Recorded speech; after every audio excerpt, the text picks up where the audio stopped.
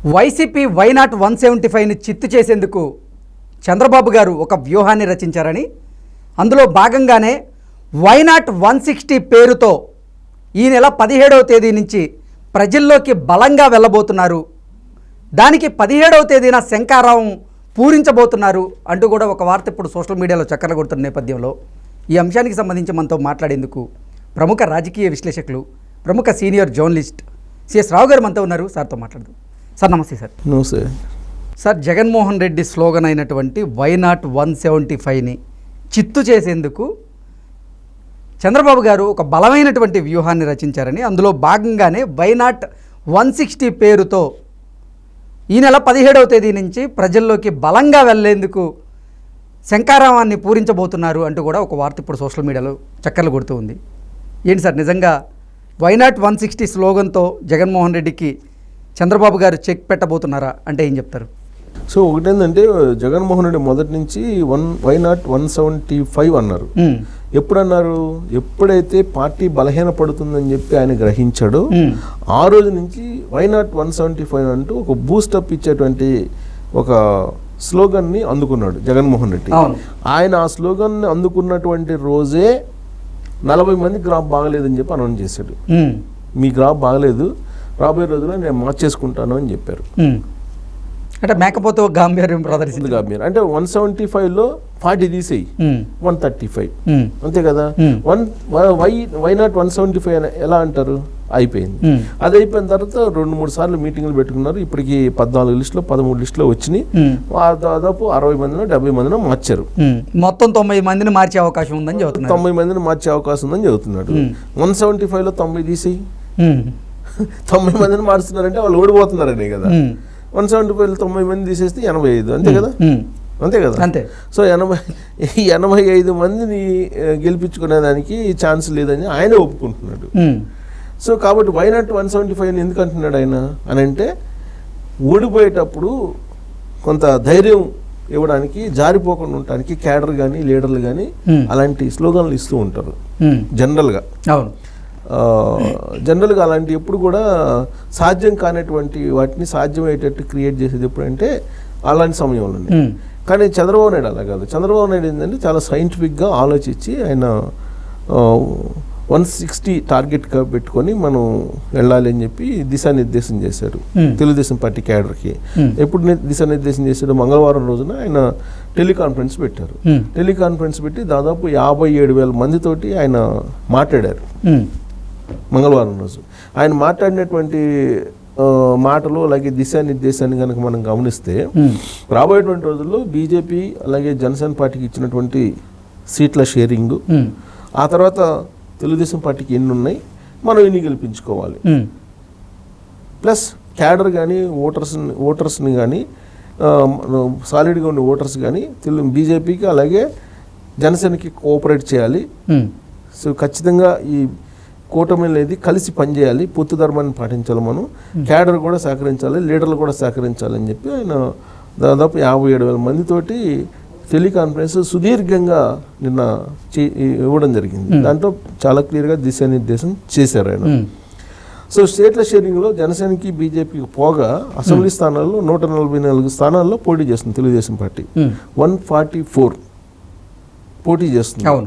160 గెలవాలని ఎందుకు అంటున్నాడు జగన్మోహన్ రెడ్డి అని, 160 గెలవాలని చంద్రబాబు నాయుడు ఎందుకు అంటున్నారు అని అంటే, బీజేపీని జనసేన పార్టీకి సంబంధించిన అభ్యర్థులను కూడా గెలిపించాలి మనం, అప్పుడు 160కి రీచ్ అవుతాము అని చెప్పి ఆయన చెబుతున్నారు. సో 144కే పోటీ చేస్తుంది తెలుగుదేశం పార్టీ. ఆ 144లో ఎన్ని గెలుస్తారు అనేది చూడాలి.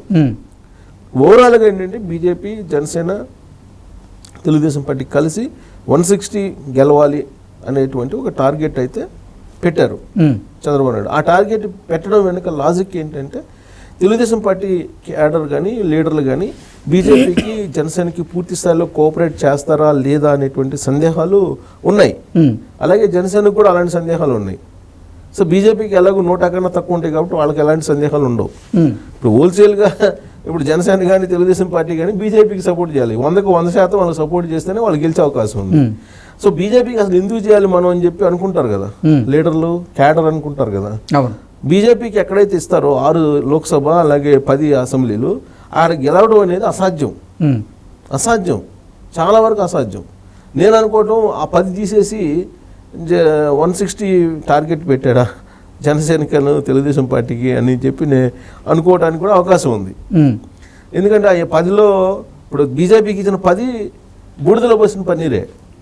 అవును, ఇప్పుడు ఎంత నీకు కన్వర్షన్ అయినా కానీ Janasena Telugu Desam party vote bank గౌరవప్రదమైనటువంటి ఓట్లు సంపాదించుకోవచ్చు, కానీ పూర్తిస్థాయిలో గెలిచేటువంటి పరిస్థితి ఉంటుందా అంటే అది చాలా పెద్ద క్వశ్చన్, $1 మిలియన్ ప్రశ్న అది.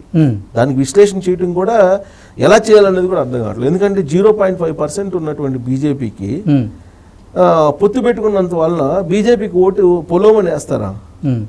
వేసే అవకాశం ఉండదు. కానీ బీజేపీ వాళ్ళు ఏం చెప్తున్నారు, 2014లో 4 లోక్సభ అలాగే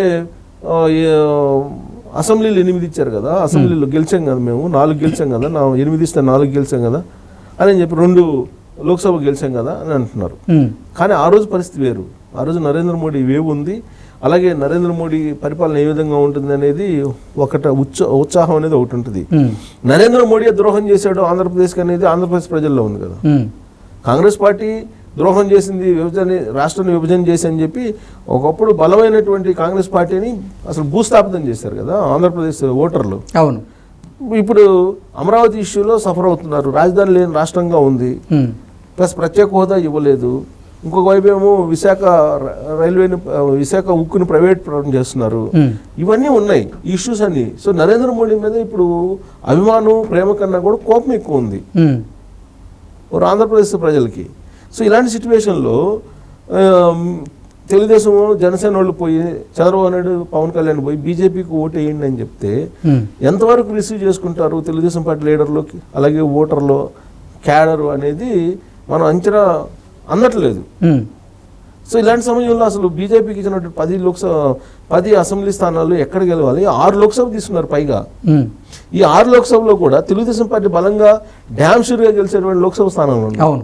దాంట్లో వాళ్ళు తీసుకున్నటువంటి లోక్సభ స్థానాల్లో రాజమండ్రి ఒకటి డ్యామ్ షూర్గా తెలుగుదేశం పార్టీ గెలుస్తుంది, అనకాపల్లి డ్యామ్ షూర్గా తెలుగుదేశం పార్టీ గెలుస్తుంది. సర్వేలు చెప్తున్నాయి, మనం చెప్పడం కాదు, సర్వేలు చెప్తున్నాయి. సో ఇంకా అరకు కొంచెం నువ్వా నేను అన్నట్టు ఉంటుంది, టైట్ ఫైట్ ఉంటుంది అని అంటున్నారు. సో అరకులో ఆదివాసీలు ఉన్నారు కాబట్టి ఆదివాసీలు బహుశా బీజేపీకి ఏమన్నా కన్వర్ట్ అవుతారంటే అది కూడా లేదు. వాస్తవంగా నువ్వా నేను అన్నట్టు ఫైట్ ఉంది అక్కడ.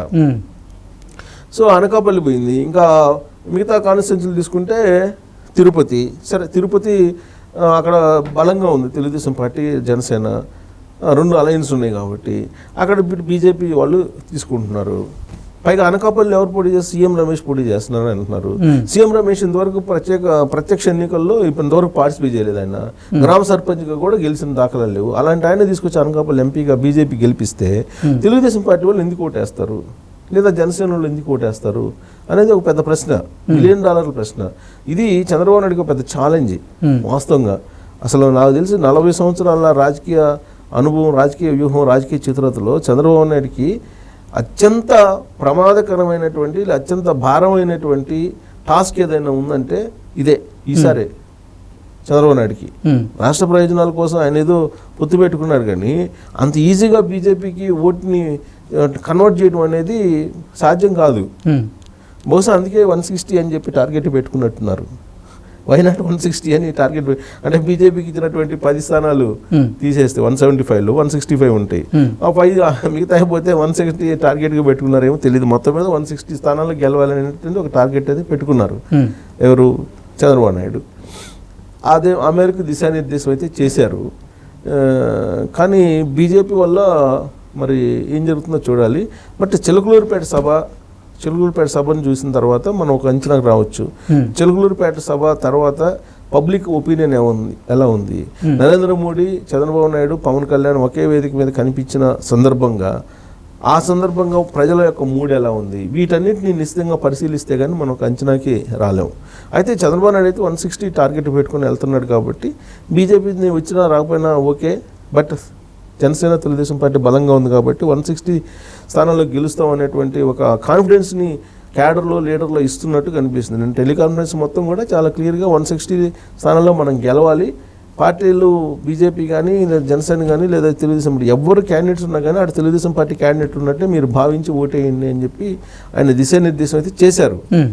కానీ అంత ఈజీ కదా కాదు కదా. మొత్తం మీద 160 టార్గెట్గా పెట్టుకుని వెళ్తున్నటువంటి క్రమంలో చిలుకలూరుపేట సభకు భారీ ఏర్పాట్లు చేశారు. మునిపెన్నడూ లేని విధంగా ఈసారి చిలుకలూరుపేట సభను ప్రతిష్టాత్మకంగా కూడా తీసుకున్నారు. ప్రధానమంత్రి నరేంద్ర మోడీ వస్తున్నటువంటి సభ కాబట్టి, ప్లస్ అక్కడ నరేంద్ర మోడీ దగ్గర బల ప్రదర్శన అనేది ఒకటి. రెండు ఏంటంటే సిద్ధం సభలు కన్నా మిన్నగా మేము నిర్వహించాము, మీరే కాదు బలంగా ఉంది, మేము ఇంకా బలంగా ఉన్నాం అని నిరూపించేటువంటి సభగా కూడా దాన్ని ఇప్పుడు మలుస్తున్నారు.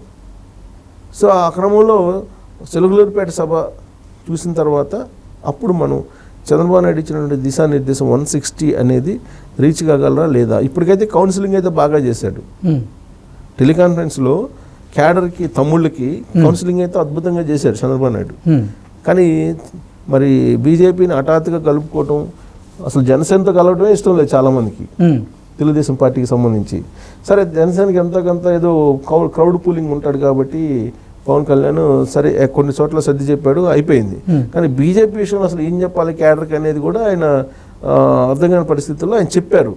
కేవలం రాష్ట్ర ప్రయోజనాల దృష్ట్యానే బీజేపీతో మనం పొత్తు పెట్టుకున్నాము, అర్థం చేసుకోండి మీరు అని చెప్పి చాలా స్మూత్గా కౌన్సిలింగ్ అయితే ఇచ్చారు. ఆ కౌన్సిలింగ్ పనిచేస్తుందా లేదా పనిచేసిందా అనేది మనకు స్పష్టత రావాలంటే 17వ తారీఖున చిలకలూరిపేట సభ సక్సెస్ అయితే అప్పుడు చంద్రబాబు నాయుడు కౌన్సిలింగ్ బాగా పనిచేసింది తమ్ముళ్ళ మీద అని చెప్పి మనం భావించడానికి అవకాశం.